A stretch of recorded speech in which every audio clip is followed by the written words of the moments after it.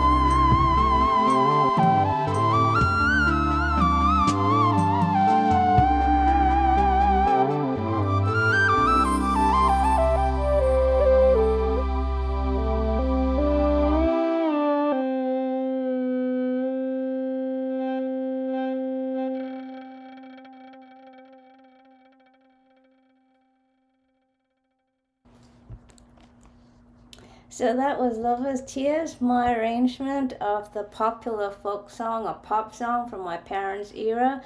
That's available in my second album. So, interpreting is fundamentally the art of paraphrasing using the tools of the talents, understanding of one language and the target language. Our guest today has interpreted for musicians, politicians, actors, even magicians. I'd like to welcome our guest, Lie Currell, all the way from Japan, where it's a little past 8 a.m. So let's say hi to Lie. Hello. Hi, Lie. Good morning to you. Thank you. Good morning and good evening to you. Thank you, and you look lovely. Well, thank you. Lie, you have a Bachelor and Master of Arts, so let's get cracking with the questions. In art history from Sophia University in Japan, and you also spent 5 years during your high school in New York. Am I correct? Actually, 2 years when I was in elementary school, and a little bit over 3 years from junior high school to high school. I was wondering about those 5 years, yes. And when during this period, when you were in the US and when you were doing your art history programs, when during this period did you think, you know what, I'd really like to be an interpreter? Well, I never really thought about it. It just came. And most of the people study to become an interpreter. I never did. It was natural for me, and since I grew up in the States, I wanted to share my fun life with my mother. My father spoke English, but my mother spoke very little English. So I was naturally interpreting just because I wanted to laugh and have fun with her and watching TV, some funny comedy morning shows, and I want to laugh with my mother. So without knowing, I was interpreting. So I never even intended to become an interpreter until much later. So did you look for a job as an interpreter, or did you decide I would do some study first? No, I never even looked for it. Oh, how it happened was that actually I wanted to become an art historian first. When I was in high school, I grew up in New York, so Metropolitan Museum was very close. We go to Japanese school every Saturdays in Manhattan. So, and my parents are very art oriented. Both of my parents got together because of music. And also my grandfather painted, and also my mother was a designer, fashion designer as well. But they got together with a choir at the university. So my house was filled with music and art. So my parents will pick me up at the Japanese school, let me cut the half of the afternoon classes, and we go to the museums or opera or ballet or musicals. So I was exposed to a Metropolitan Museum exhibit of Monet. Claude Monet, Impressionist, and they were doing a comparison between the Japanese woodblock print and how that influenced the Impressionists. And that's when I got interested in art history. So all the school papers, I always pick up some art and wrote a paper on it. So I wanted to become an art historian. So I went to Sophia University and in Tokyo. And when I was probably 18 or 19, I went to get a student discount for the train because it was a summer vacation time. And there was a media for the magazine. It's a magazine for the college student. They were looking for students to interview. And my university was an international university, which means it's a Japanese university, but my department is exactly the same as US university.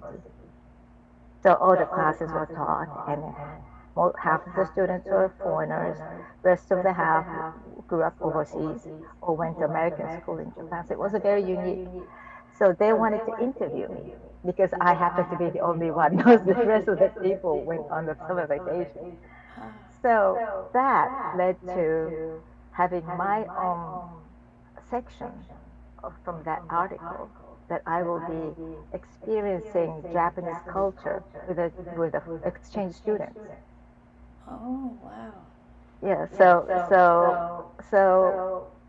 I guess I was interpreting. I wasn't even know I was interpreting, but so for me, I grew up in the States, so Japanese culture was new to me too. So we were both having fun, and then the magazine found out that I love music. So the first interpreting job was to interview Christopher Cross. Oh, You yes. remember him? Yes, yes, when he had this very hit song. So that was my, yes, that was my first interpreting job, which was to interview musicians. Wow. So So it came naturally in your journey then. You were interested, you walked that journey, and it popped up and said, Lie, here's something that you'd be great at doing. yeah, Wow. and I was still a college student. It was a magazine for the college. College, it was even called a university magazine, Daigaku magazine in Japanese. But so I was perfect reporter, I suppose, for that magazine. So that's how it started. Wow. What an So that's interesting journey. And I do have a question, because I don't know anything about the Japanese language and I really should study it, but a step at a time for all of us. But English and Japanese are two diametrically opposing languages. One has roots in the Germanic language, the other, from what I researched, has roots in the Japanese-Ryukyuan language, of a family of languages. And you're able to listen in one whilst rapidly and accurately translating or interpreting in another. I can't even fathom how you do that. Lie, could you explain how you handle two languages with different sentence structures, with an example maybe of how they differ? Well, they are totally different languages. There's nothing in common between the two. When it's the Western languages, European languages, there are similarities, but the grammar-wise, everything, the sentence structure, nothing is the same. First of all, Japanese is a very poetic language. So the sentence structure, we don't really have to use subject. We don't have any plural. And most of the sentence doesn't really phase out. But at the very end, we know whether it's a present or past or question. But it phase out like a dot, dot, dot. So with lots of guessing going on in Japanese. So trying to translate accurately is very difficult. So so I don't know, I never went to school to get trained. But how I do it is I just come up with an appropriate expression. It's just like a intuition, and so I have to be very alert and in a way kind of a mind reader. And sounds strange, but I can sometimes pick up what people are thinking, their image that they're visualizing when they talk. And when that's very strong, I can pick it up. So I can pretty accurately translate. But like I said, I never been trained, and I always wanted to help my mother to have a communication with my friends or watch TV and laugh. So that was my training. And so I will watch the TV show, children's comic show, or some comedy, fun show, and then I'm just interpreting. So that's probably that is the training, because I was told that some people go to university, even graduate school, to get trained. And especially, I'm a simultaneous interpreter, and there is a different types of interpreting. One is a consecutive, and the other is simultaneous. In consecutive, you listen to somebody talk to the end, and then you translate. So, but the simultaneous is we do it at the same time. But since the sentence structure is opposite, trying to do it together is very difficult. So, but simultaneous, we have to do it together. Because sometimes there's a presentation, people pointing things, and you don't want to be talking about the current next slide, but they're talking about the previous slide, but then the speaker's already gone to the next slide. So there's different levels of simultaneous interpreter, but I'm a simultaneous interpreter. So what I do is I start the sentence from the beginning, and then I kind of modify it to make sure that it matches. Oh, all right, get it. So you start with the speaker, and then you start with a certain supposition, and as the speaker speaks, you kind of move with the speaker. I get it. Wow. Yeah, I can't even listen to more than one conversation at the same time. One person speaks to me, I need to give them full attention. My mind can't seem to grapple with more than one speaker. I don't know how you do it. Well, I was told that the training at the universities, when they train, they first learn to listen and speak the same language first. Oh. So you're not even interpreting. You're listening to, for instance, English. You repeat the same sentence. I think that's the training that they get. Oh, so you imitate first. Yeah, meaning listening and talking at the same time, not imitate, but that's the skill. Because you tend to focus on listening and then talking, but you need to listen and talk at the same time. So you first start with the same language. That's what I need to do, I think. Listen and talk at the same time. In Singapore, everyone's very good at that, but I'm not. I always get left out.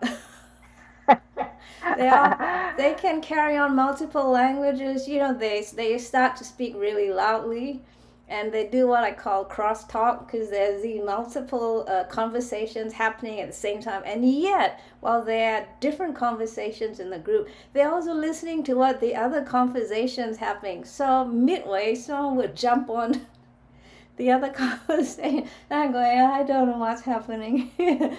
Well, to tell the truth, I don't think that is a proper communication.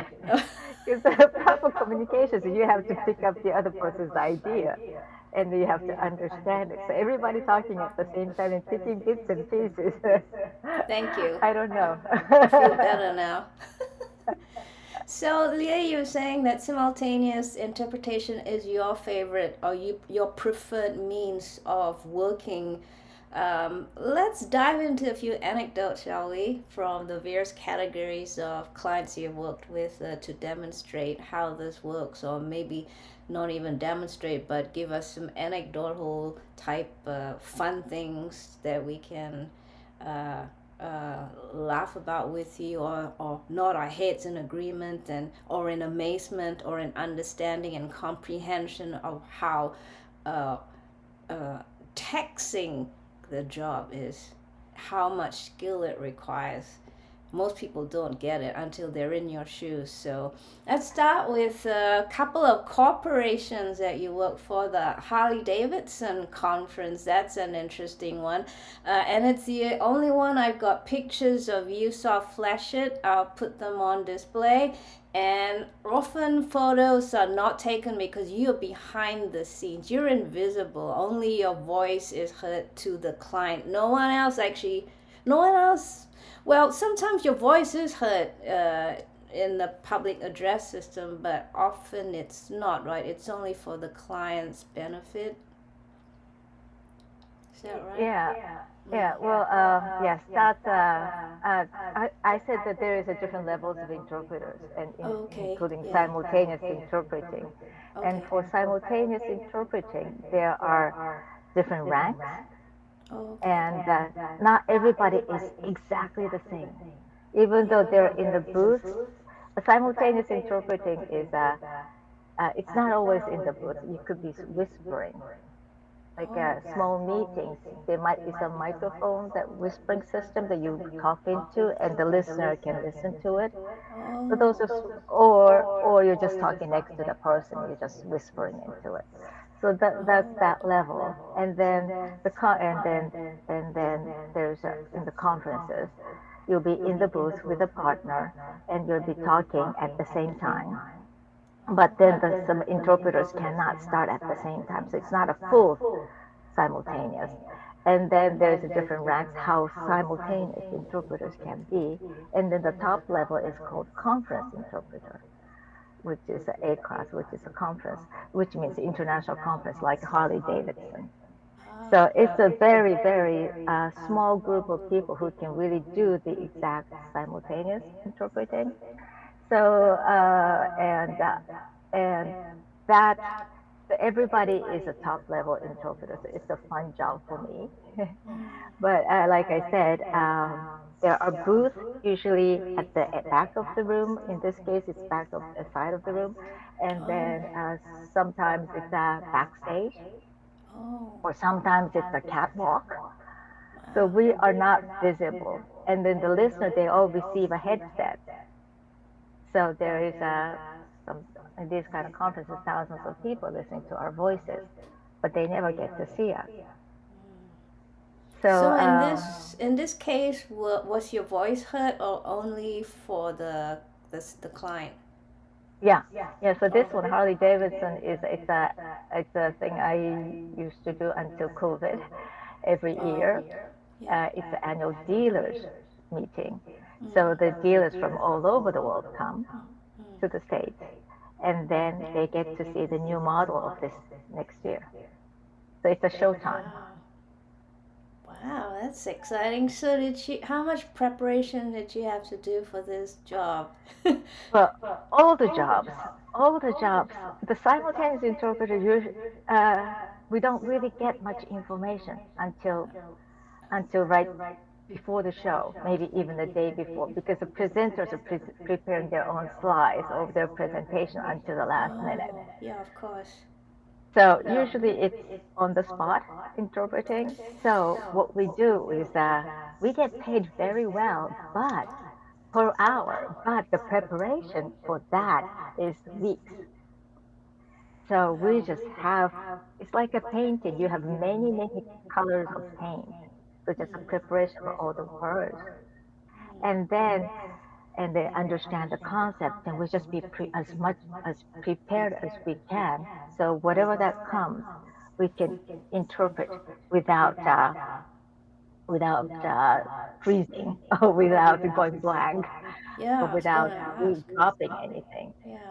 What was the toughest part of the preparation? Was it? I assume that you didn't know much. You had done their annual conferences before, so you knew about their motorbikes, or however you call them. What do you call them in Japan? I've always referred to them as motorbikes. Yeah, it's a bike in Japan. Bike. I'm sure the American friends are gonna kill me. Like, don't you know what we call them? Well, yeah. In my case, Harley Davidson was the most fun job because I used to ride motorcycles. And you did you? Well, see, my policy is that try something anyway. Yeah. And if it doesn't work, you know that at least it doesn't work, or it's not for you. And I hate the word regret. I don't have regrets in my life because I try everything. Yeah. So that's why when I turned 20, I said to my parents, okay, I'm an adult. I want a motorcycle license. So cool. Yeah, at that time there was really no payment bikers, but then I got it. So that's why to me it's an exciting, fun job. Cool. So you knew all about motorbikes. How about the people, the folks in attendance? I'm sure there were some burly dudes. Were they kind to you? Did they treat you well? Oh, really. Actually, I had some other biker experience with another musician. I think it was Jackson Brown. I think his Oh. guitar tech was with a serious biker. Oh. But anyway, through the Harley Davidson, they found out that I ride motorcycle. They can tell because I know the lingo, the language, Yeah. how to express it, and also in my case, I want to get everybody's to get the excitement from not just the flat, plain interpreting, but if it's exciting, the voice, even though you can't see the face, voice, you can tell whether the Oh yeah. person is excited or laughing or or not smiling. You can tell the tone of the voice changes. So that's why I try to include that for not just the Harley, but the conferencing. Sorry, I'm jumping around, but conference interpreting, the one I like is the very opening, the big bang, Oh or yeah. the corporate that makes announcements. It's a showtime. There's lots of lights and slides and music, and I get really excited. I play music as well too, so I get really excited. So I'm in the booth dancing and grooving, and that energy conveys through the microphone to the listeners. So somehow listener, especially Harley Davidson, they know me. They know that I'm there. So so I get a good feedback from the Japanese Harley Davidson Japan because they're bringing their dealers. But so it's for me, there's not much preparation, but for the rest of the people, it's a lot of preparation because it's a very high profile job, and most of the people are not bikers. But those bikers, if you go to the Harley Davidson conference, usually other conferences you see people with suits, but here they are dealers and bikers. And then in front of the conference room, you see this fancy uh, decorated bikes lined up in front of the conference room, and they're just riding around. So it's like a not just the business meeting, but it's a show. The whole thing is a show Yeah, yeah. exhibit, and How they are very nice people. I was gonna say, how many other interpreters were working with you? Do you remember? I think there was 7 languages, maybe 8, and Wow. we always partner with the others. So there's always two, so 14 interpreters, Yeah. because simultaneous is we it requires extreme concentration. Mm. Means you have to be there now. It's like a music. You have to be there and perform. Yeah. It's like a improvisation music. So the extreme concentration and the brain's using both languages at the same time. So we can use, especially in case of Japanese, we can usually last 15 minutes. And then we switch to another interpreter for 15 minutes. So we need a time to rest, to recover. Wow. And even in the middle of the sentence, because when the people on stage, they are so hyped. So they talk really fast. Yeah. And Japanese is very phonetic language, so we're almost like hyperventilating. Like Yeah. we can't breathe, so we're just going really fast. And then, and then in the middle of a sentence, we just switch the microphone. Boom, boom. In this picture, you can see the microphone headset. So good Wow. audio and a good microphone is a key. So if we can't hear well, we can't interpret. So a good booth, and then we just switch in the middle. So we switch mic, and then so it's a Wow. So quite what if yeah. the speaker has that been an instance where you take back the interpreting role and the speaker refers to a portion that you didn't interpret? Do you ever get lost that way? So that's not if you're a professional interpreter, that's a no-no. Mm. So that's why there's a different levels of interpreters. Mm. So we just have to be at the now moment. And if it's same like performance or the athlete, if you screw up and if your attention get caught, you're gonna screw up the rest. Mm. The same. So for instance, if I realize that I missed a word or maybe I but I'm not even thinking. Those kind of thinking process is not there because it's already in the past. So I'm constantly in the present moment and listening to what the speaker's saying, and then it's like an automatic mode. I'm listening and talking at the same time. So if you get stuck on a word, then that's the end. Nothing, you can't hear anything more. You'll be behind, and the rest will be just catching up and catching up. And then the listener will notice that. I think it's the same for the performance too, that if you screw up and if you get stuck on a screw ups, audience is going to know that. But then if you just keep going, then the audience is still together, moving together with you. So it's kind of like I think some musicians can understand that. So and that's why we have two partners and we have two people. So if another one, if not two experienced interpreters there and get stuck and the mind goes blank, we immediately have to switch the microphone and take over. Wow. So that the listener, because for the listener, it doesn't matter who is interpreting, it's a Japanese interpreter, it's a team. So as a team, we have to create a good performance. We have to do a good performance. So so usually I choose my partner so that I can rest that 15 minutes. Have you ever been in a situation where the client thinks they know better and they tell you, no, we don't need 3 people, we just need 1? Yes, yes, yes, all the time. And mainly, usually, it's not, it's usually budgetary reasons, but they really don't understand the professionalism that the real pro, the conference interpreters are. So they try to replace with their employees. So in that Yeah. situation, what do you try and explain to them, or how do you try to explain it to them so you still hold on to the gig and you get what you need to do the best job? We don't. Oh. I don't, because it's they will find out their way. They will find out. So what happens is that, like a big corporation, they have in-house interpreters. But when the big problem comes, we get called to unsolve the problems. Or in case of Harley Davidson, I used to live in the States and moved to Japan.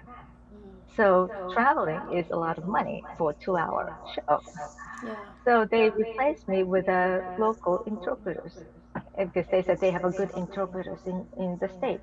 And I know there are good interpreters in the States.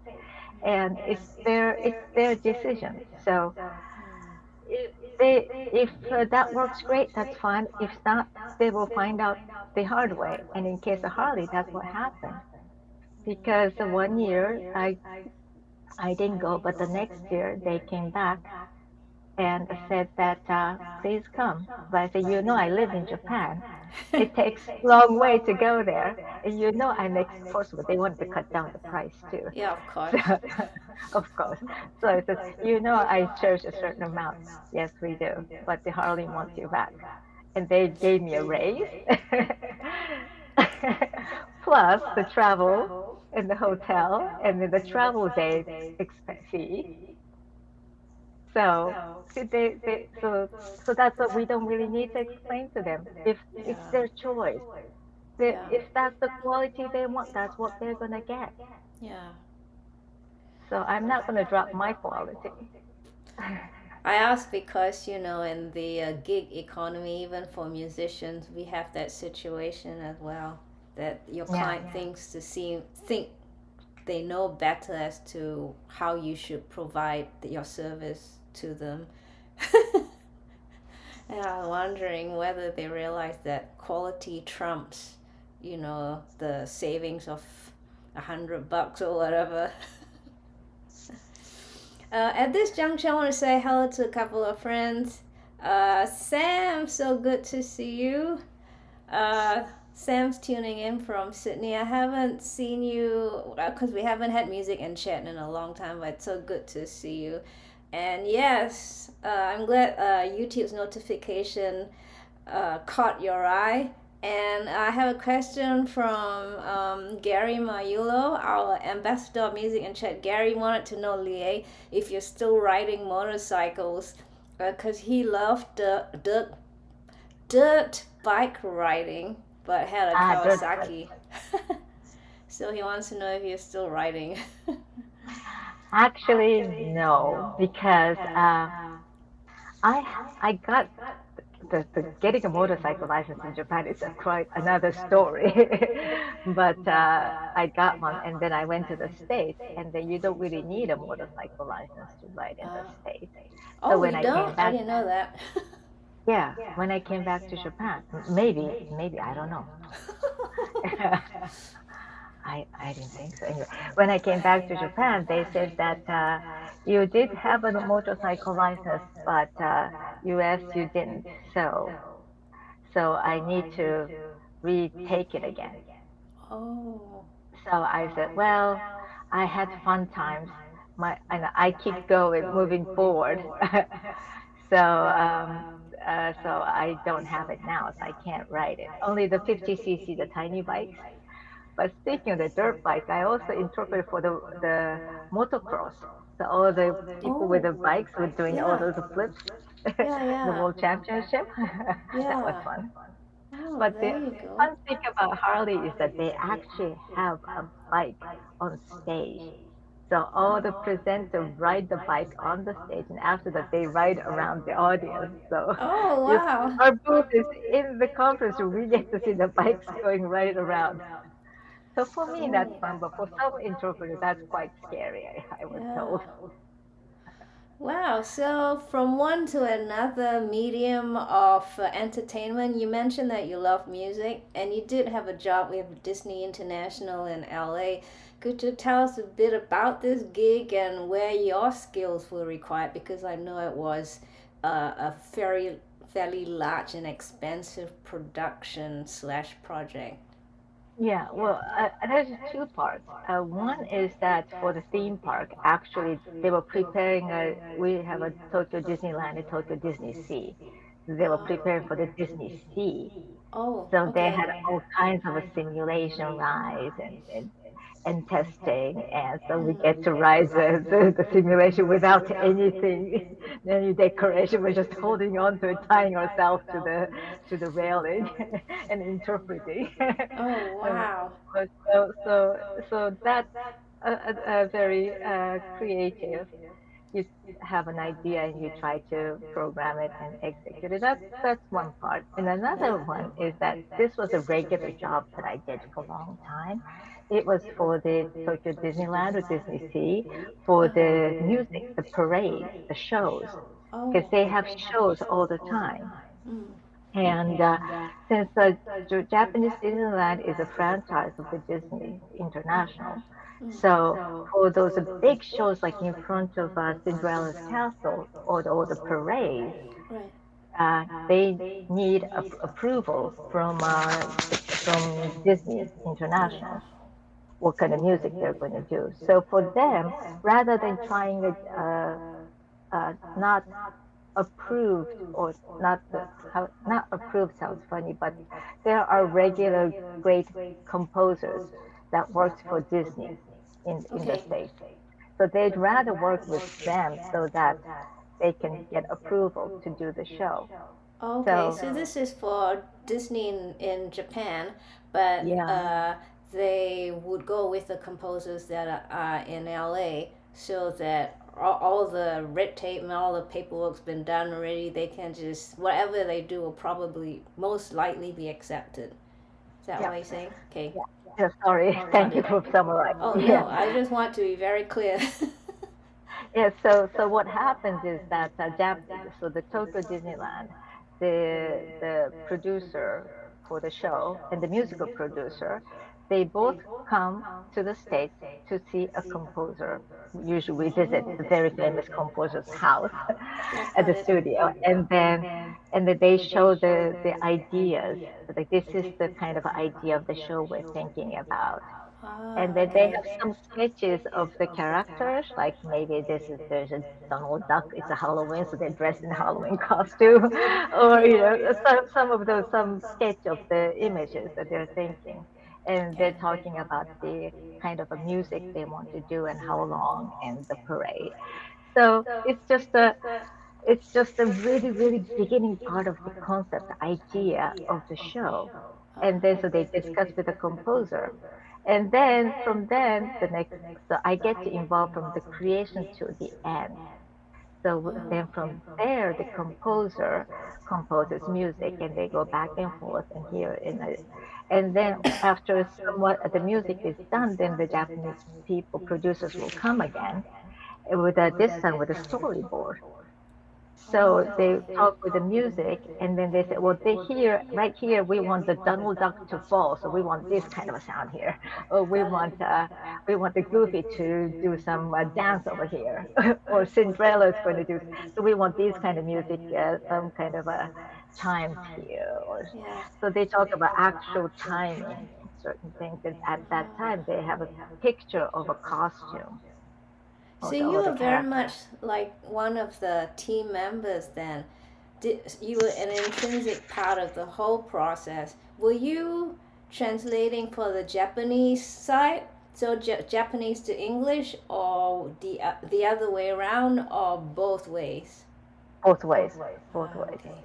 Were you the And only interpreter, or were there others? yeah, there are others because sometimes I'm busy with another work, Oh, but okay. for them, their work, I Yeah. was their favorite Oh, because I excellent. love the creation. I'm a very visual person. So just from the words, I can see the images of what they want to convey. So I can translate more accurately Hmm. and faster. Some people, they have to explain to the interpreter what they want to say. And the Oh. interpreter have to understand it and then convey. But in my case, they didn't have to do any of the explaining to the interpreter. Hmm. No need to have a previous meeting. I Hmm. understood it, so it was faster for them. So fast time is money, so Of for course. them that's good. And also, I that is this, and then from there we go to the actual recording and the finishing product. But I love this creation process, being in part of because I'm also a creative person. Yes. So rather than becoming a mechanical interpreter, Hmm. I like you said, I became part of their team. Yeah. And also another good thing is, as some people know, my husband is a Christopher Crell, who appeared on your show several times Yes. and played in the Bad album and the Bad tour. So, so those top level musicians, they know each other. Hmm. So they accept me as part of our people, Ah, the yes, yes, industry yes. people. Yes, So they know of your clout, your all the virtual medals. You don't need to introduce yourself anymore, no, or have to work hard to prove to them you have the proof. yeah, kind of like a bikers, Yeah, that's right. this this too. So they trust me from the very beginning, the Hmm. composers, because famous composers, they are iffy about the interpreters, especially Japanese is so different, and Yeah. if the interpreting is wrong, then the music will be wrong, Hmm. and then they have to redo it. So from the beginning, I had a trust, and then when we go into the studio, there is a bigger trust Hmm. because what I do is usually interpreters only interpret the important things. Yeah. I interpret all the jokes and everything that all the engineers and the producer talking to the Japanese people Wow. Yeah. so that they feel like they are part of the studio staff, studio crew. Yeah. Could you But give us an example of one of these jokes that you had to interpret? oh, well, this is not a joke, Oh, okay. but there was this uh, Aladdin. It was for the music Aladdin, and the Okay. guy who was supposed to do the Aladdin singing was not up to snuff. again? So it was not. He was not really up to snuff. Means not Oh, really oh, oh. acceptable Yes, for yes. what the this. So there's the musicians on the other side, the singer on the other side of glass, Yeah. and then we're on the console room listening, right? Yes. And then so they they they have to be politically correct. So they're trying to. While he started singing, they were already it's muted, so he can't see. They were already looking for different singer. Oh. Yeah. So so how they did was to let him sing till the end. So he thinks he's done the job and let him get out as quickly as possible. And then we have the other guy come. So those are all the conversations that's going on between the U.S. Composer and the arranger and then the producer and the engineer. They're all having those kind of conversations, and I'm interpreting everything what's going on. How did you interpret not up to snuff then? What did you have to say? What would be the Japanese politically correct version? Well, there is an expression called imaichi. It's not really. It's a colloquial expression that it's not. It's it's lacking something. Like one more thing lacking. Just missing one thing. So this the imaichi is the expression. But so when they are talking, their internal talk, and normal interpreters will not understand it because it's a musician language. Mm. So one time Disney wanted to replace me with their internal inside interpreter. So she was with me to get trained. And everything they said, she was looking up on the dictionary. And I said, none of those words are in the dictionary Wow. because those are studio terms. You have to be around the musicians to know that. Wouldn't that be too late already by the time she did find something in a dictionary? Yeah, She but it's would not have in the like next. yeah, the whole funny part is all gone. So they were, talking, and they were saying like to the musicians with the microphone on, so, "You're doing great. Keep singing," and then turn off. And then they're saying, "Okay, let him get out of here as soon as possible." So I'm interpreting all those things in Wow. their, the musician language with lots of uh, uh, casual, sometimes slangs mixed into it. So that's why the Japanese team really liked me because they feel like they're part of that. They're experiencing it. Yeah, I hear you. I did have a quick question from our friend Sam. You might not know this. It's about Disney by the Sea. He wanted to know how often the shows change. Would you know this? The big theater, I know for sure that it's I don't know how often, but quite often because it's a seasonal thing.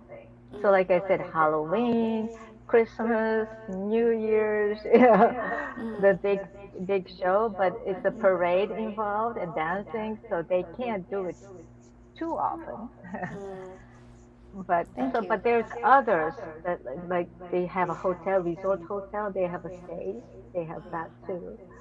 Okay. So there's few going on, yeah. Well, there you go, Sam. I've not been to Disney by the Sea. I've been to Tokyo Disneyland many, many, many, many years ago. That was quite fun. I was with a friend of mine, a work friend. I didn't speak a word of Japanese. Again, my bad. I really should learn a few. And he didn't speak a word of English, so we communicated with our hands. We could have used your help, I suppose. But it's still, the if you intend to communicate, intention goes to the others. So, like for instance, my mother and Chris, they have a great communication. They're both artists, so they communicate really, really well. Not so much words necessary, but still they understand each other. And they both report to me later that how much they understood is really quite surprising. So Wow. it's the intention and you're willing to Huh. communicate is important. Speaking of intention, you interpreted for various celebrities, and I got a few. I think we talked about five. We might have anecdotes for, and they were the Bee Gees, Sting, Madonna, Ziggy Marley, and Julio Iglesias.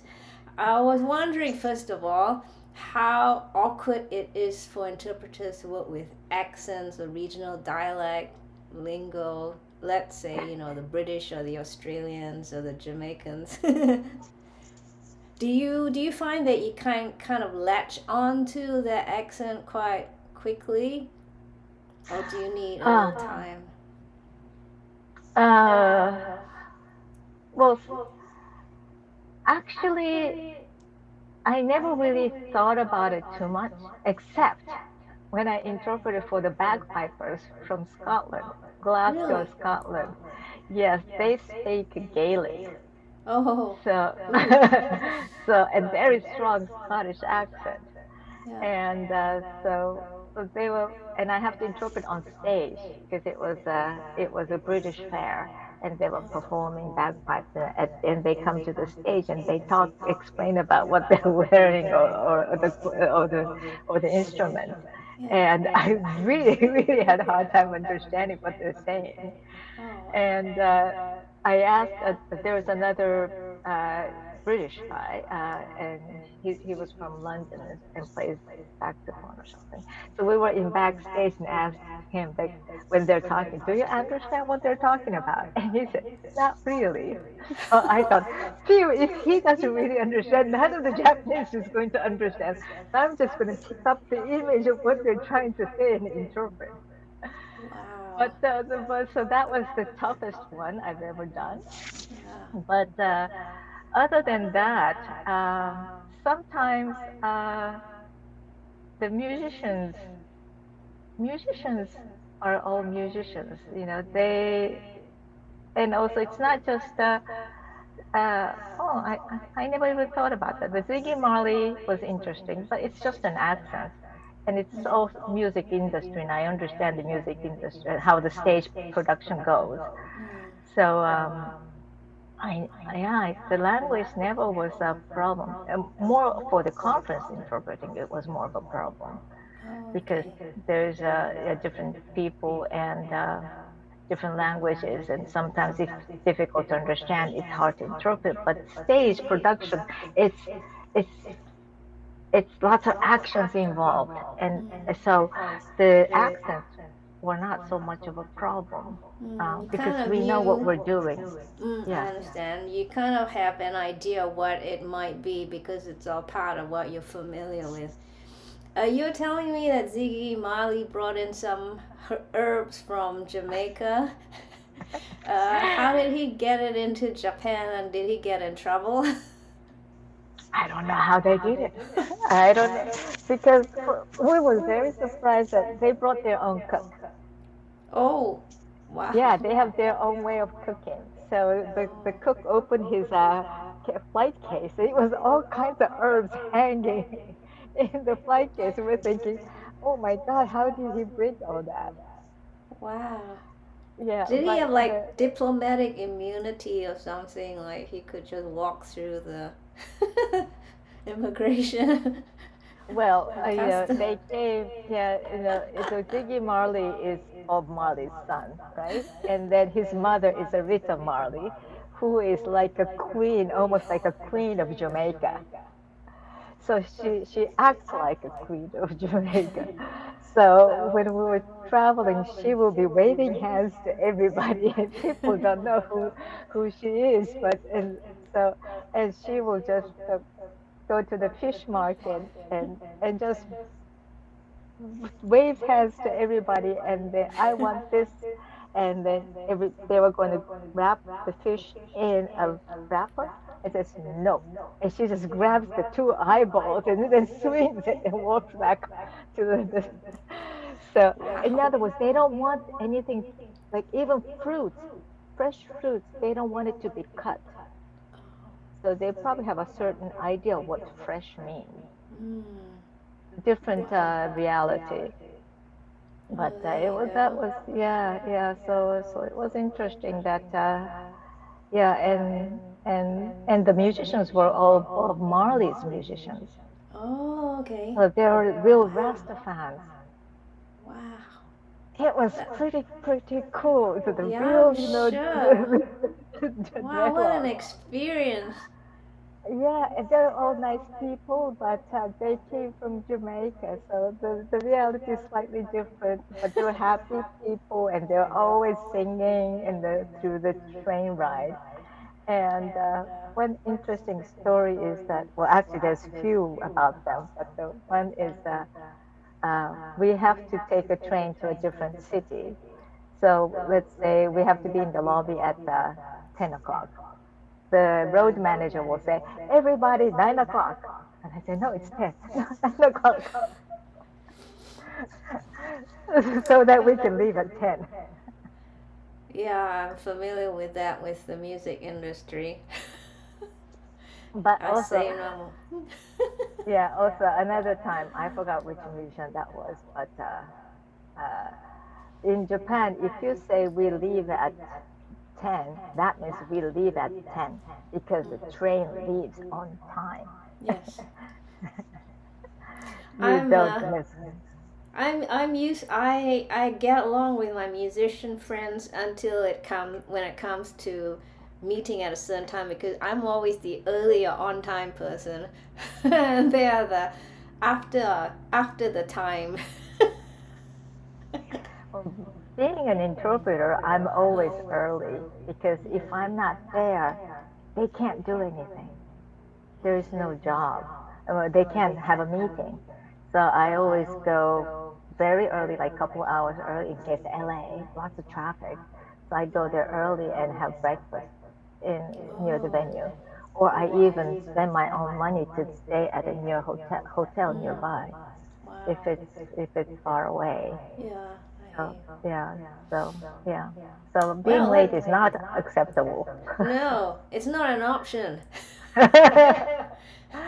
Option Yeah, one, it's option two, no, no option. a Let's move show on respect. to.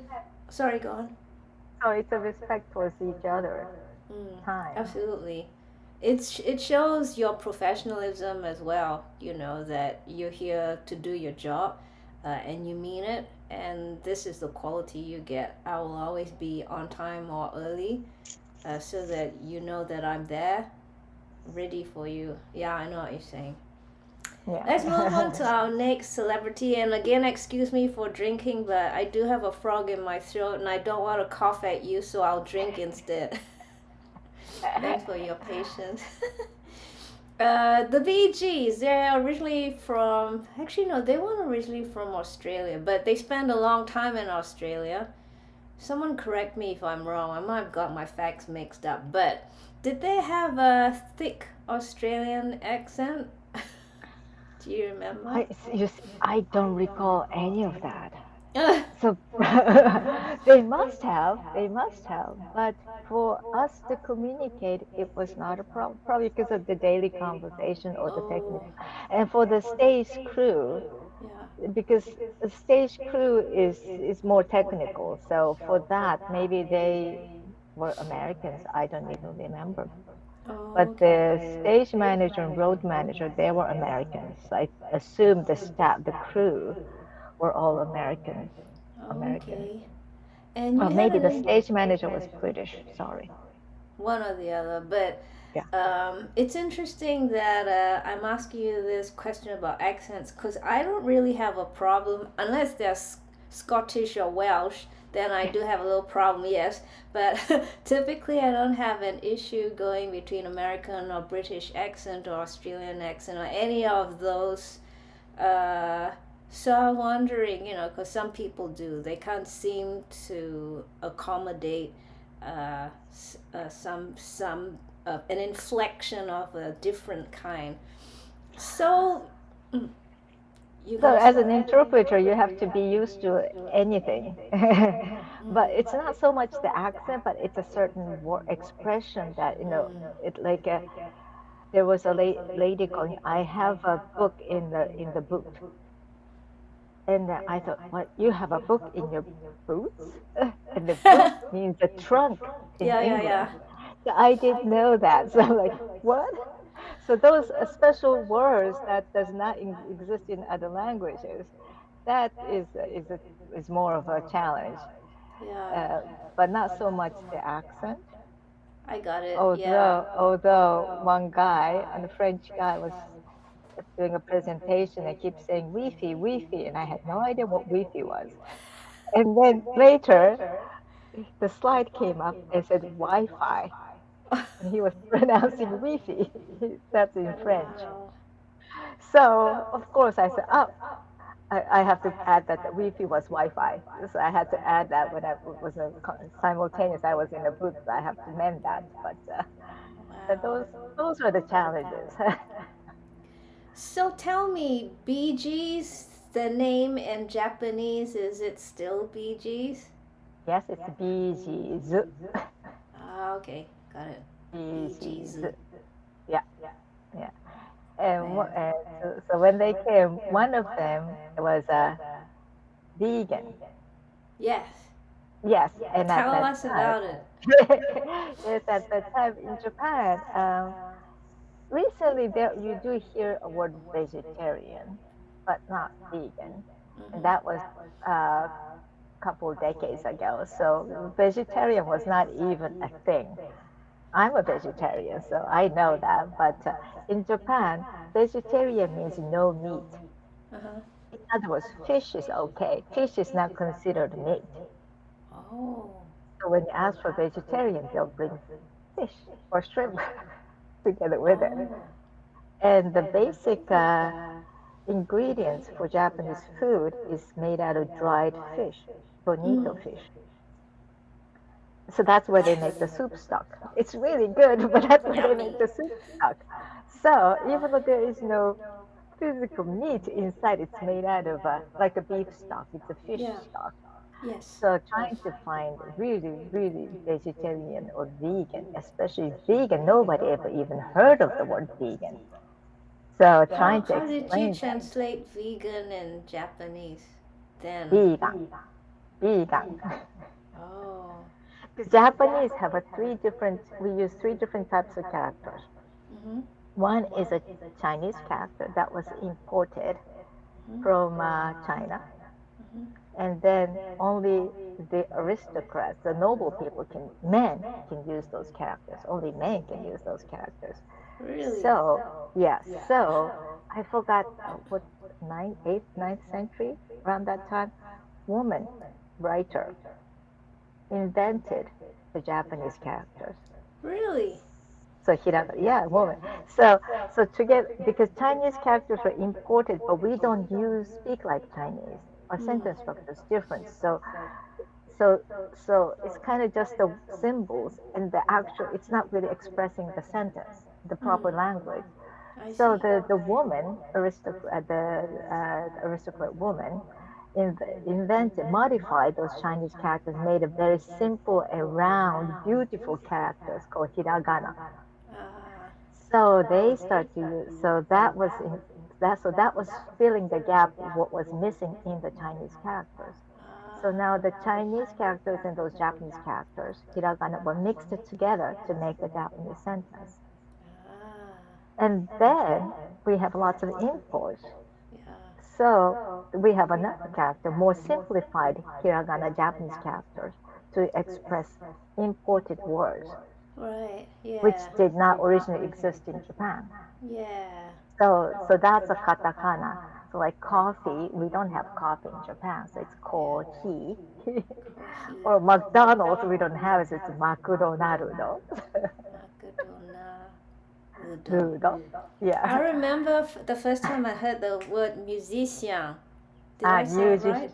Yeah, musician. Yeah, musician. I thought, oh, I know that word. Yep.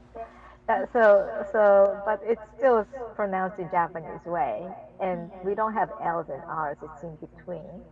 So my last name, Chris's last name is Currell. It's Currell. Impossible for Japanese to pronounce. But when you put it into Japanese characters, it's kareru. Wow. Kareru. That's how you pronounce it. So anyway, those three characters are mixed in order to create a Japanese sentence. Yeah. So it's a very complicated language. But so imported words like bees, there's no way to translate it. So we just phonetically translate it. The bees. How about sting then? How do you say sting? Sting is sting. Stinger.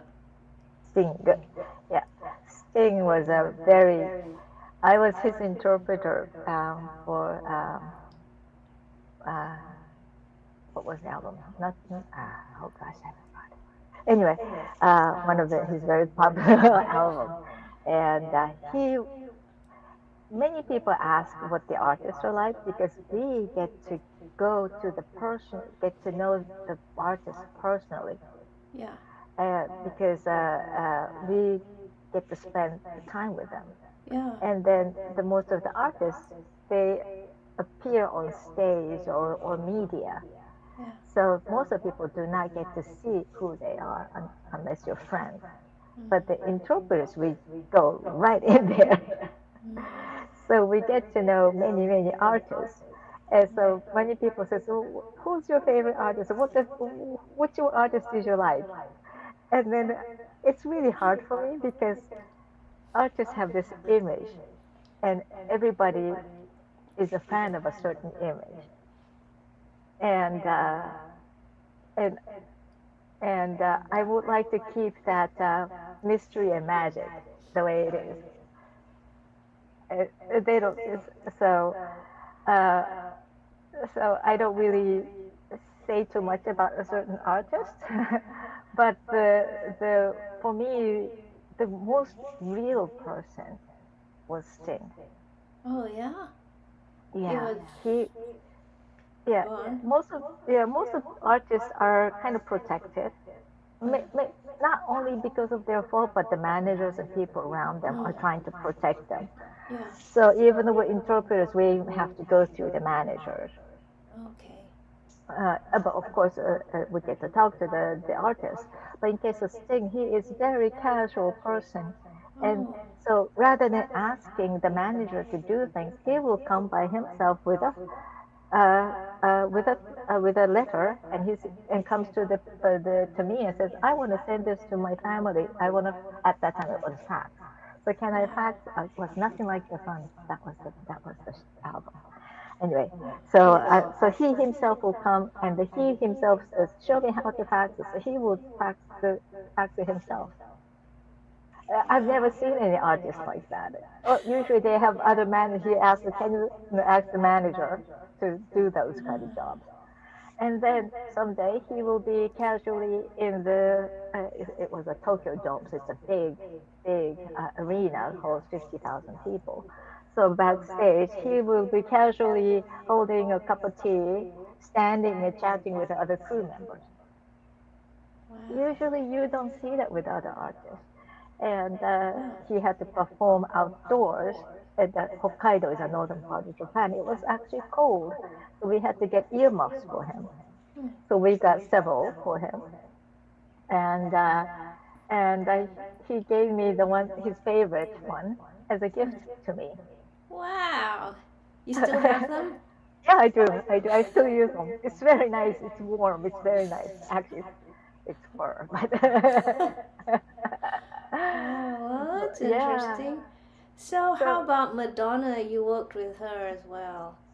Yeah, with Madonna, I was with a production manager's interpreter, because those artists, there's a multiple groups, like artist group, and then sometimes the musicians are included into the artist group, and then the production group, which is stage production. And in case of an artist group, you usually have the actual artist interpreter, which is the manager, and then the band members or dancers, other performers interpreter, and then the stage production. And I like the stage production interpreting because, again, this is from creating from nothing and building up the whole stage. I love to get involved into those creative parts. So I was the production manager's interpreter. Oh, And okay. yes, and so many things were going on. There was a video. It was a Blonde Ambition tour, so there was a video Oh, shooting going on, yeah. and of course, in the production room, all the cute dancers will come screaming like a girls, and then and then just comes like a storm and just leaves. And so we had to do all kinds of in the production managers area is also involves the artists, the musicians, the crew, everybody, because that's all involved. They have a dressing rooms and so it's all involved. So I was in, so that was for me was most fun part. So I was the production manager's interpreter. And one day it was outdoor arena and it was raining and it was so cold. And that's when Madonna has a many reputations, but I saw her professionalism at that time. That it was her decision to whether do the show or not, and she will be dancing on the stage, and it was freezing cold, and there's but then there's fans already outside, and she decided to do the show, which was I thought that was amazing. But with the condition that they keep mopping the stage several times, so they have to interpret. And then we got the big heater to warm the stage. Yeah. And also she cannot wear the usual costume because it was too cold. But then the fan loved it because it was special. And then that's when I thought, she is. Now, of course, she's sometimes very professional, so very harsh on people. Yeah. But but that was to me it was quite amazing that her I saw the toughness of her, the strength, and then the professionalism. I guess she's I'm, known in the industry for being a tough cookie oh yeah, and very, very serious about her work. You know, and that's how she's been able to get so far and continue to stay up there yeah, and yeah. be So a I was force to be reckoned with. yeah I was the person to get the weather report from the weather bureau and the updates from the different areas and keep giving the information to the Madonna's manager so that she can make a final decision. That was interesting.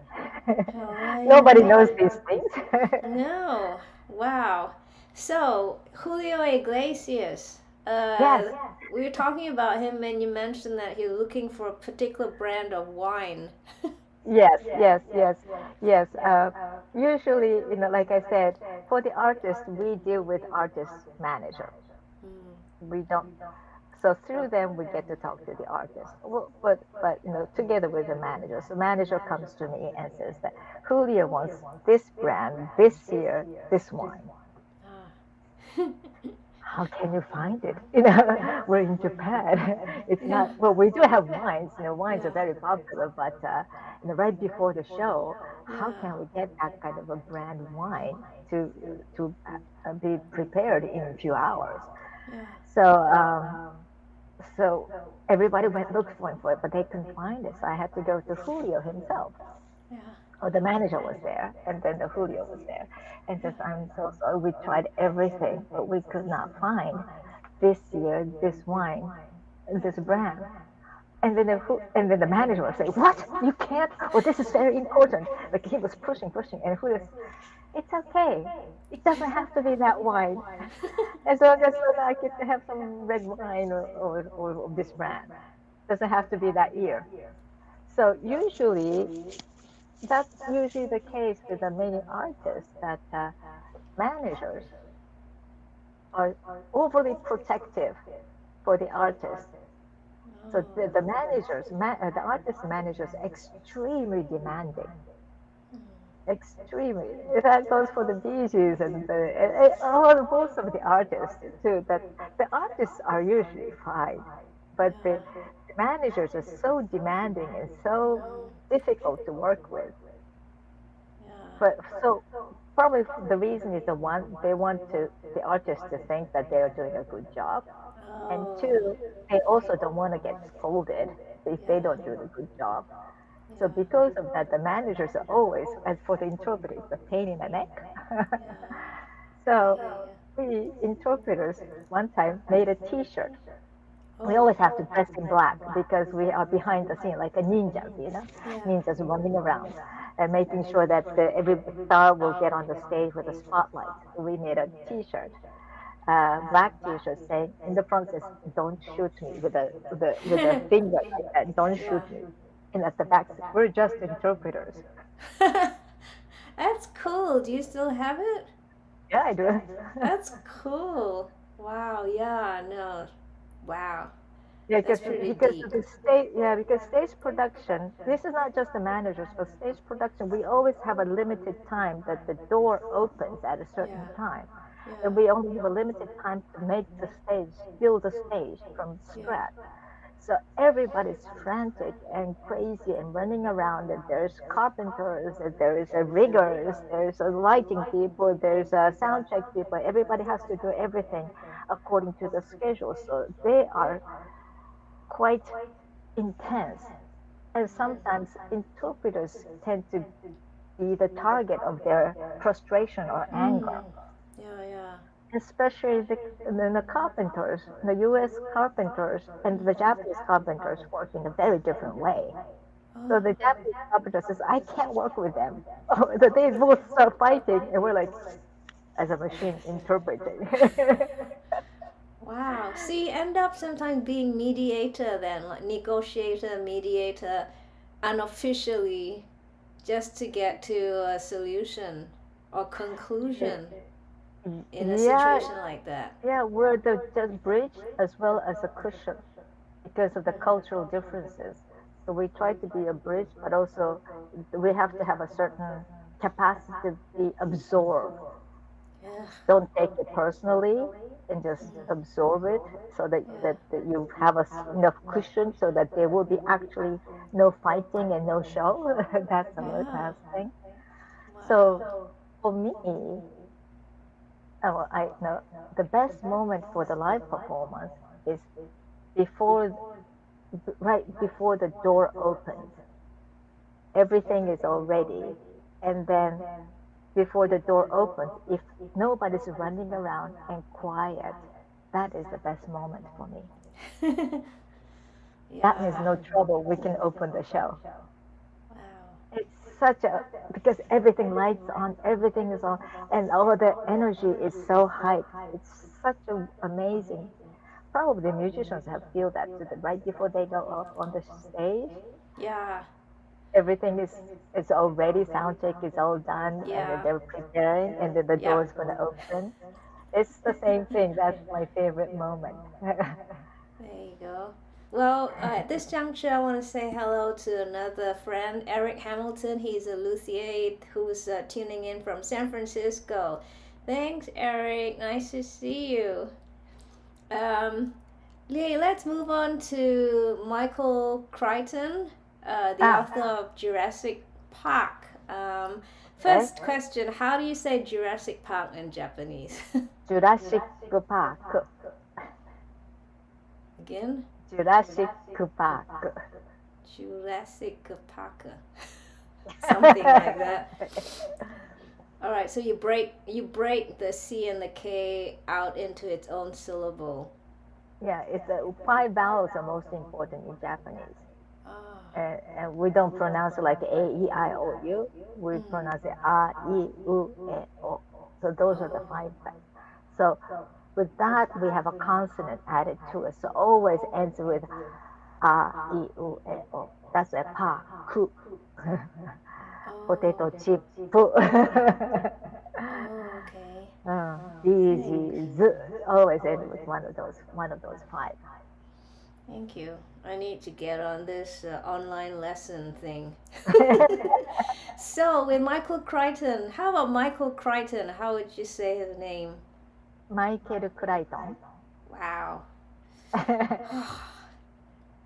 All right, thank you. Well, tell us about this occasion. Yeah, You sorry, were. my stories are so long because it's so difficult to talk in a very short, anecdote part. But this one was it was an interview for the newspaper, Japanese economic newspaper, kind of like a New York Times. Oh no, it's more like Washington Post. Oh, okay. So they wanted to do an art interview several people to know about prediction about the future, what the future is going to be like. So this writer's been traveling throughout the state, and the last location was LA, and he was supposed to interview, he was going to interview Michael Crichton. So fortunately, I was called, and we went to his house, a very nice house, and he was a very nice person. Good. And I don't really remember what he talked about. And the reason is that as an interpreter, especially if you're doing consecutive means you're listening to it and then you make a note and then you translate. So that's consecutive. But I'm a simultaneous interpreter. So to make a time short, I'm listening and talking at the same time and whispering to each other. And when I'm doing that, I am in a now, in the present time. So constantly processing whatever that comes in, I'm outputting at the same time. So nothing remains in my mind unless it's something very, very significant or funny or something that sticks out. So that's why I don't remember what what the content. And sometimes some people ask, "So what did we talk about?" It's just, you didn't listen to what I was interpreting. I'm sorry, I can't give you. Can I have your notes? You won't be able to read it because it's just a keyword. Yeah. So you didn't have to sign an NDA for that meeting then, because you'll never remember anything. Yeah, but for others, like the government, like satellites or the defense or the taxation, those things, of course, I have to sign the NDA for the movie, the new project. What's the new project? But then this one, no, no. Of course, I may have because for everything I have to sign non-disclosure. Yeah. NDA for everything because you'll never know what comes up. So probably I did. But this is Japanese company hiring me. In Japan, you really don't do that. So maybe I didn't. But what I remember was he was super nice guy. But what remained in my mind is that this reporter, he was traveling throughout the states, meeting like a Deepak Chopra or some different genre of people with a different interpreters. And he said, the last word he says, the most interesting thing was not so much the people he interviewed, but the interpreters that he worked with, because everybody had such an interesting life story. Yeah. And I think I told you that it's kind of like I don't want to brag, but he said, you're the most interesting person I met. There you go. Probably because I was very different from the other people because of my background, how I was raised. So I took that as a really, really nice compliment. Yeah. And speaking of being highly praised by a reporter and diplomatic jobs, let's move on to the Prince of the Netherlands, or as the Japanese would call him, Oranda. Prince. How would you say Prince then? Oranda 皇太子. Oh, okay. So of course that means, quickly translating, is the Prince of Holland. Thank you. No, Lie told me this in advance, so I knew that. So, Lie, tell us a bit about that gig and also how he ended up being the Prince of Holland or Hollanda instead of Prince of Netherlands. There's a little story behind that. Yeah, I had to do it, yes, because in Japan, Holland and Netherlands is the same. It's only translated as Oranda. And the translation is very interesting because English word has multiple meanings. But when it's translated, we have to choose one out of many. So the awareness of the interpreter becomes very important. If the interpreter is not aware, then you might be choosing a different meaning. Like, for instance, life has many meanings. Life could mean like a living, or versus life, or life and death. So it depends. Every one of them have a different meaning, different translation. So, and so I, of course, I'm into language. So I did some research, and oranda was imported in, I think, 15th century. The word from Portuguese. Oh. People, the missionaries from Portugal, Oh. and then in the Portuguese, Holland was Hollanda, Mhm. but then they don't pronounce H, so it was Hollanda, so that became Holland or Mm. Oranda. And Netherlands was so it came through Portuguese. The language we have lots of those Dutch origin or Portuguese origin words. So it's quite interesting. So anyway, that's There you go, folks. A little geography, a little history, a little linguistics, all wrapped up in a 5-minute talk by Lie. yes. So I got this job to interpret for the dinner meeting, for not meeting, dinner, welcoming dinner, a private dinner with the Prince of Holland, Orlando. And so interpreters, we cannot eat and talk. I hope not. That So would be very we, difficult. yeah, so we are usually often invited to and have to interpret for those president of a certain company inviting Oh, another president. So yeah. fancy restaurants, famous restaurants, great food, and Yeah. then we have to sit, and then the great food will come. We can't eat. Yeah. We have to just let it go. And sometimes they say, "Oh, you're not eating, please eat." And as soon as I have a bite, they start talking. So as a rule, we always eat before the dinner. So in case of Holland, we're not part of the table anyway. We're interpreters. So luckily we were given a meal beforehand. Oh, But nice. the place where we went was very, very special place. Nobody can go in there and unless you're a diplomat or Oh. politician. And I've known about this place because this nice, fancy, old, traditional Japanese looking house was very close to my university. And I often see those black limos come Oh. in with the security all the time, SPs as special services people all the time. So I was wondering what this place was, and my job was there. Mystery solved. Yes, aha! So this is what it looks like inside. So I was, but of course, they served me a wonderful meal beforehand, Oh, good, which was good. really good. I could enjoy it, and then I sat right behind the prince and interpreted for the meeting. Wow. So yeah, so that was a different experience. Wow. So speaking of experiences, several job no-nos. We talked about this in our when we did our prep day. And a short list includes: do not make omissions, do not make additions, do not make substitutions, do not editorial there we go, editorializations. Good.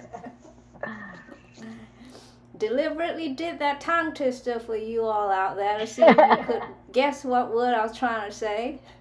Don't make it your own, basically. So, Lie, what are the repercussions of doing any one of those? Well, first of all, uh, if you're an interpreter, you have to know that you're interpreter. You don't have your own opinion. Mm. You cannot have your own. If you want to have your own opinion and get involved, then you can't be an interpreter. Mm. You have to have a different position, like a manager or some other position. Interpreter is we are communicators. Like I said, it's a bridge between two languages. And so we cannot add our own thought. Then that will be confusing because I am that person when I'm interpreting. So whoever listening to it, they think like they are talking to that person directly without uh, realizing that there's an interpreter. That is the best interpreter. So the best comment. Sorry, skipping, but I just remember the best comment I ever got was that after the conference, a guy came to a booth and said that I thought I improved my English ability. And I realized I was listening to you interpret. Oh, wow. So that means I became transparent. That's the best interpreter. Wow. So, for instance, like if this person is talking and says, I think I like this, and then I cannot say he thinks I like this. I have to be that person. So I have to keep switching position that I am this person, I am this person. So I cannot be the third person. I have to be that person. So what I try to do is trying to capture that person's naturally tone and the way he conveys the message or the voice. I tend to match it so that the listener will not feel like there's a gap between the interpreter and then the speaker. So the best, like I said, the best thing is to become transparent, and also that's why you cannot really substitute anything or add anything. Although, because of the cultural differences, I sometimes have to add a little bit of explanation to the word. So, but that's not really, it's kind of substitution, but it's more of a supplementary note to have a better understanding, better communication. So that's the purpose for the two people to have a better understanding. But then omission is that I've seen some interpreters do this, that if the person doesn't understand it, some interpreter makes things up and then changes it. Yeah. That is a big no-no. I've seen it before. So if it's a consecutive, you can ask what that is. But if it's a simultaneous, you just have to keep going. You cannot get stopped. And so that's why in my case, I do lots of research so that I will understand the concept. So even if I miss a word, I can dub it in with a proper one, not just making things up. Yeah. It's based on the database I have. Yes. Yeah. Thanks, Lee. And At this juncture, I'm sorry. Yes, go ahead. I'm going way over the time, isn't it? Yeah, I was just going to say hello to another friend who's just popped in. Dread Red Earth Dragon.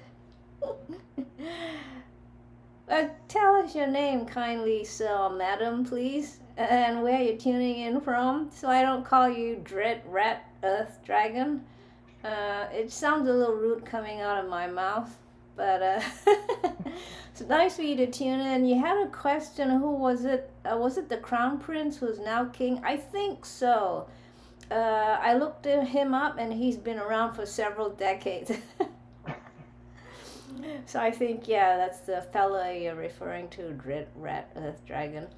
As we move towards the end of our interview, and Lie's been so kind and generous with her time, so I want to quickly finish up. There's so many questions though, so I'll make this quick and short.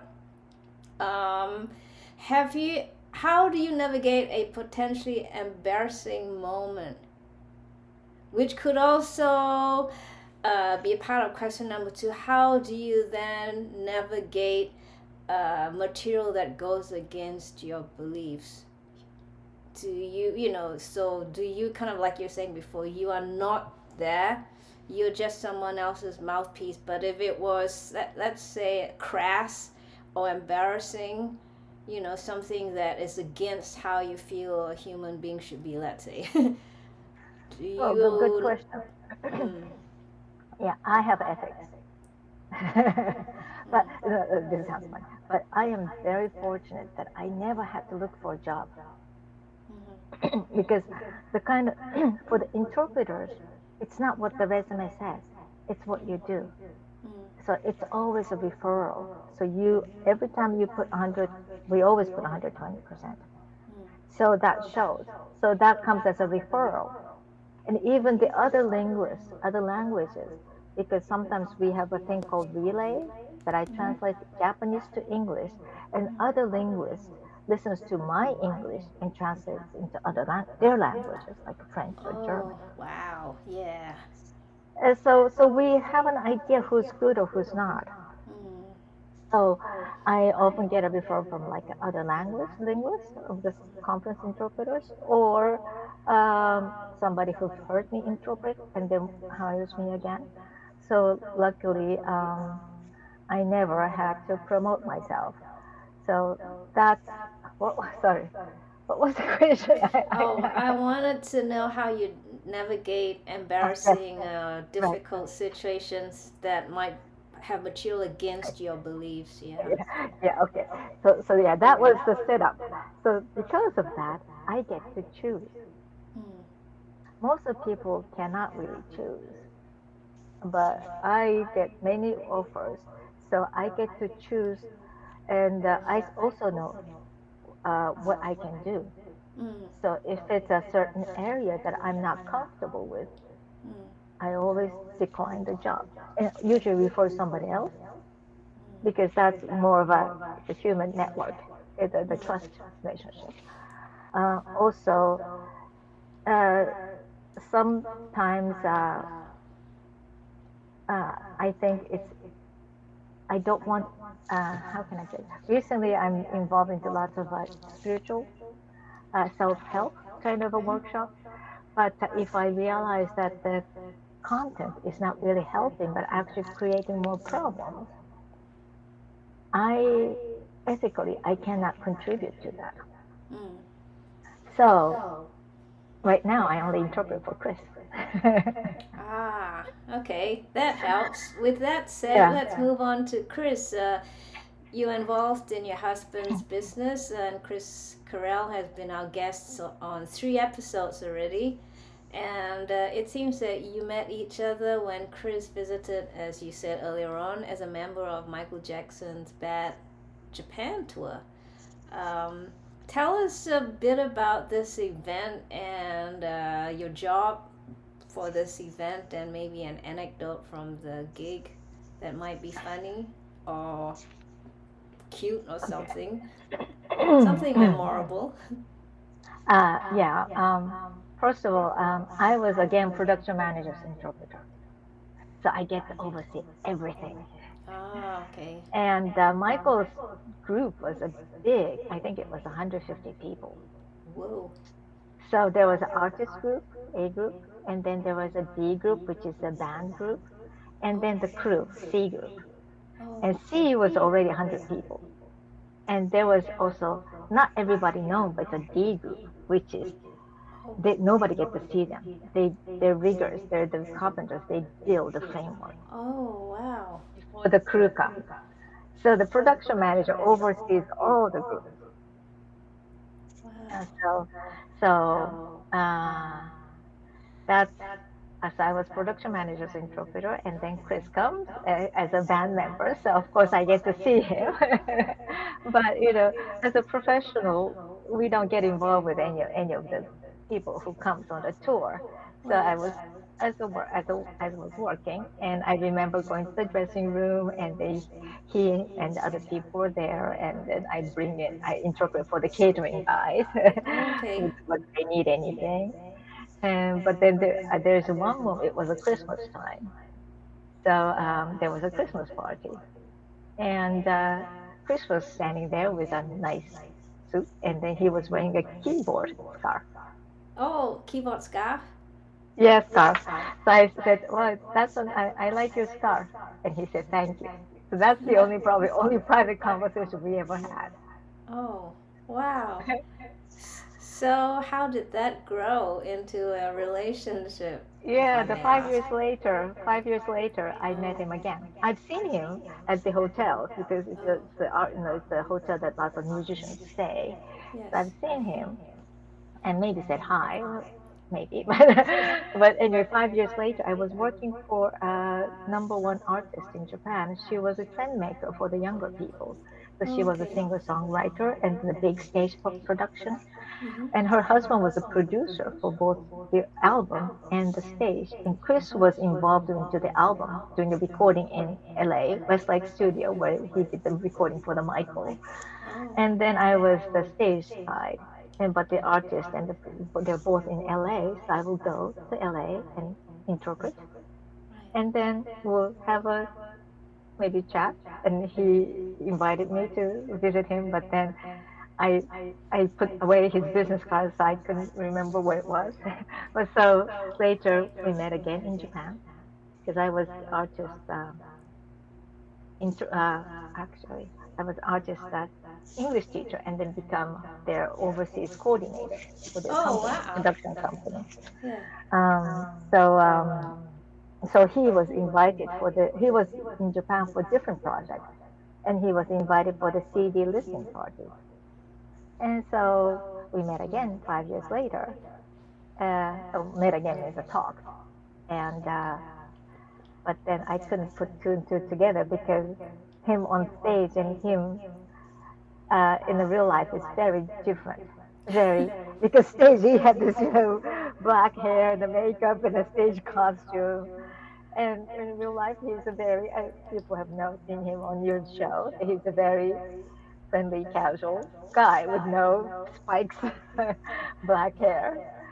So I couldn't put two and two together. And he said I was with Michael's dad tour. So no kidding, I was interpreting. I don't remember. So, I went back home and saw the making of the bad tour, and there he was. The same smile. So There you go. that's how we reconnected. It's a long story, so I'm not going to bore Yeah. everybody, but And yeah. the rest is history. Hooray! Speaking of Chris and you, as I said earlier on, you are involved in his business, and it's like a project that has a series of sub projects or albums and live sessions that encourage the use of sound vibrations to connect with the universal consciousness. And in this clip that I got, viewers, it's from Spiritual TV in Japan. It's a channel that focuses on creating peace from the heart. Lee and Chris are being interviewed about Chris's album, Empyrean Chronicles, I believe that's what it was called. So I'll play a little bit of the clip so that you can see Lee at work, and it's quite a thing to take in because she is amazing. I've never seen anyone do this before, and it's like, So here we go. So you won't hear us talk while you watch the movie clip, okay? 面白い。すごい。火がいっぱい。いいですね。そうですよね。本当 But the next one will be out much sooner. でも次のはもっともっとそんなにお待たせせずにもっと早くリリースする予定です。それには私がまず頑張るという。And she has to make an effort. We're still working on it. そうですね。まだワーク中ですね。取り組み中でございます。絶賛練習中でございます。She's extremely exercising and then practicing right now. グッドですね。長いですからね。一曲が。本当に。One song is very long. Yeah, well, I won't talk too much about the next one. 次のはまだ話さないです。サプライズです。シークレット。トップシークレット。シークレット。いや本当にどれもかっこいいで今回のボリューム1ですけども。Volume 1, all songs are so cool. 大体このエンピリアンクロニクルズっていうね、エンピリアンっていう言葉も聞いたことなかったし単語としてね。そしてクロニクルズっていうboth Empyrean and Chronicles are both new words. クロームとかね、そういうのはインターネットクロームだっけ、そういうのは使ったの聞いたことあったけども、クロニクルズっていう単語は初めて聞いたので、まずこの言葉発音するのも大変だったって感じだったですよね。Also, it was very difficult to pronounce it. Yeah, it's got Chronicles. an R in there, doesn't そうね、R が入ってるからね、Chronicles ね。Chronicles そうそう。Empyrean Chronicles.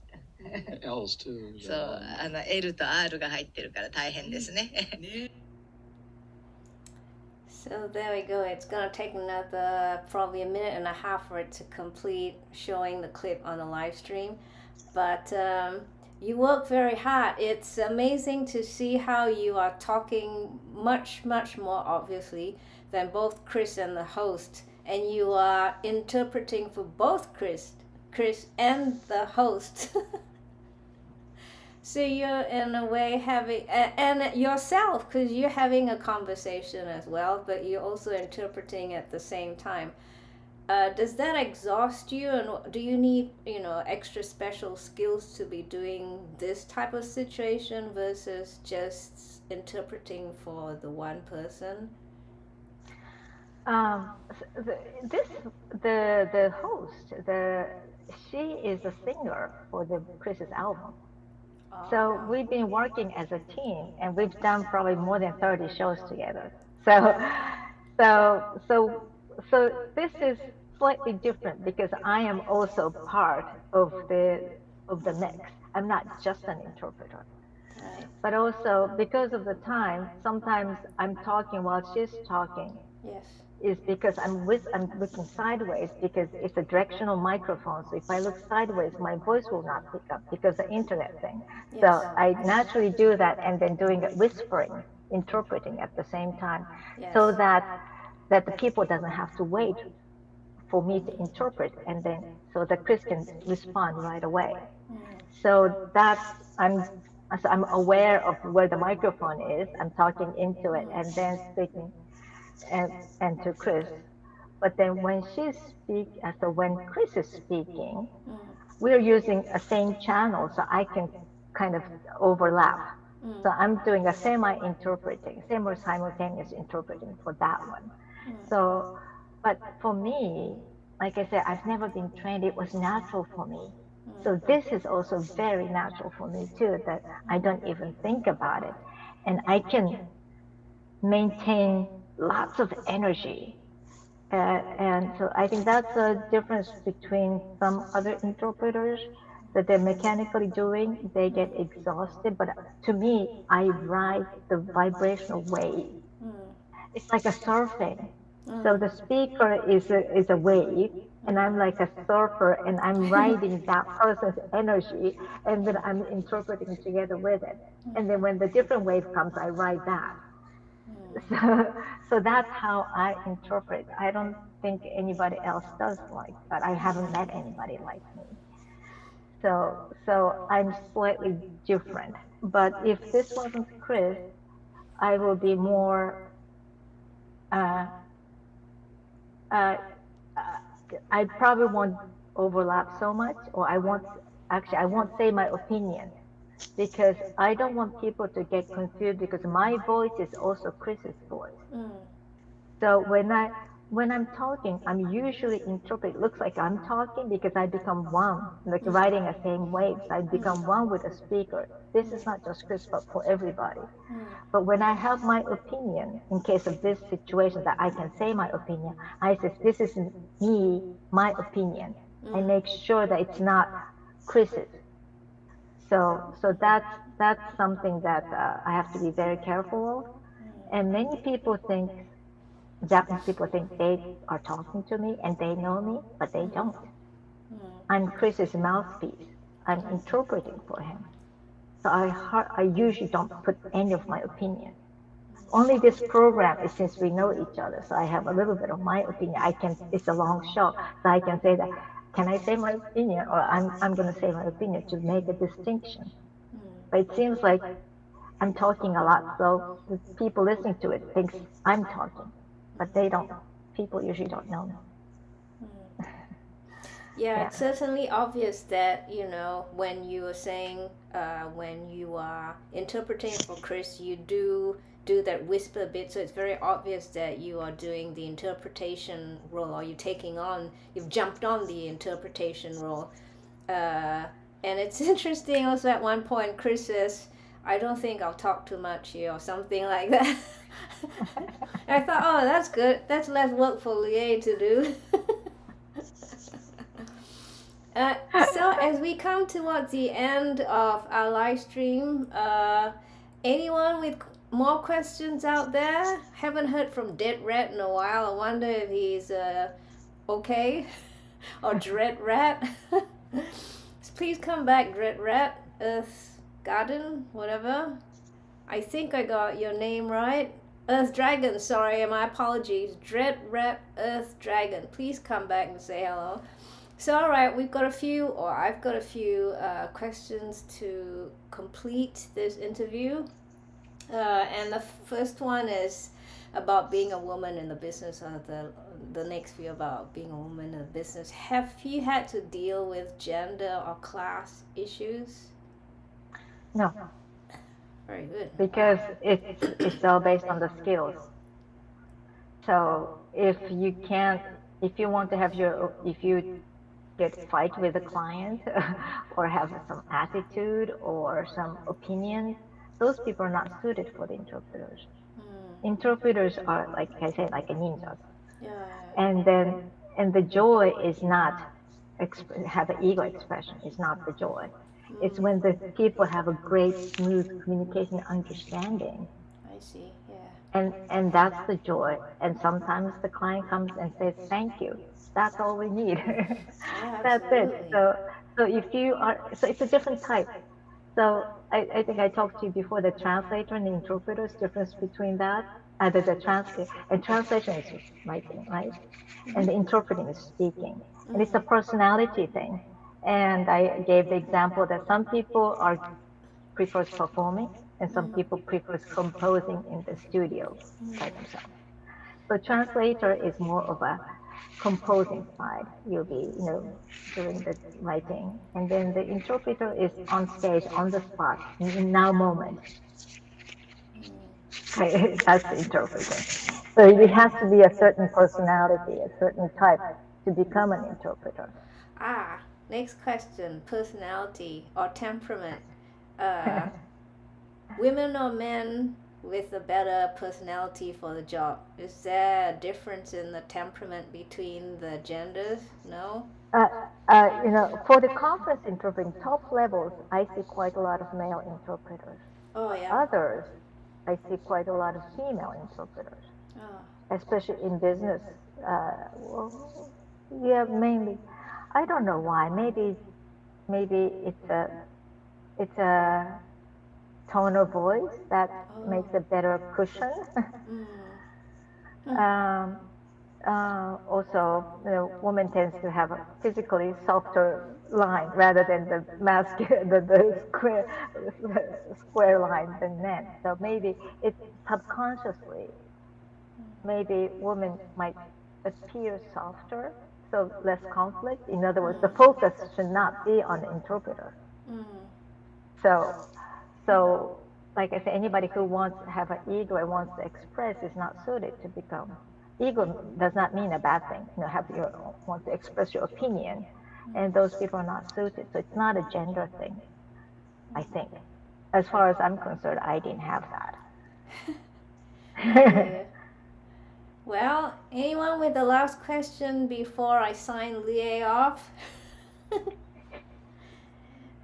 Here's a little applause for Lie. We have totally and utterly enjoyed having you on the live stream, Lie. Thanks so much for making time for us. And we exceeded your time limit, but we had a lot of fun, and I hope you have as well. Sharing with us your area of work and a few secret stories here and there. But we wish you exciting projects ahead. Let me just check to see if there are any more last questions. Last questions? No one with last questions? In that case, I'm going to wish Lie Au revoir. See you again soon. And sayonara too. I hope to see Lie in Japan soon, but we'll see. Lie, don't sign off from the video conference yet. I'm gonna say goodbye to everyone, then I'll say goodbye to you properly. But so thanks again, everyone. Please give Lie an applause or a thumbs up in the virtual hang, your live chat. Thanks, Lie. Thank you, everybody, for listening. Thank you, Shueh-li. Thanks, Lie. There you go. I wanted to say also Happy Mother's Day to all celebrating on planet Earth. In the southern hemisphere, past the equator, I know it's Mother's Day already. But for the rest of us in the northern hemisphere, it's Mother's Day to come still. Well, I'm going to be calling my mom soon because it's already her Sunday. Anyway, those of you who are celebrating, enjoy yourselves. And viewers, you've been awesome too. Where's the awesome button? Awesome! Please subscribe to my channel and like any videos that you have enjoyed watching. My music, as you know, is also available on Bandcamp if you'd like to hear more. Next week, my special guest is Michael Mon. He is a music app builder.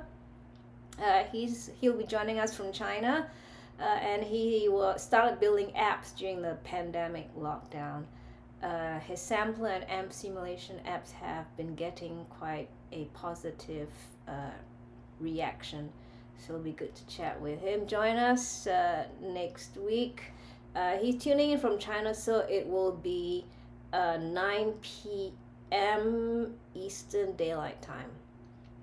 Okie dokie, everybody. Thanks again for joining us. Have a great weekend. And please, if you haven't bought my music already, the reflection set is available. If you like it, please scan the QR code and send me a message in the comments below. All right, have a great weekend. I'll see you soon. Bye.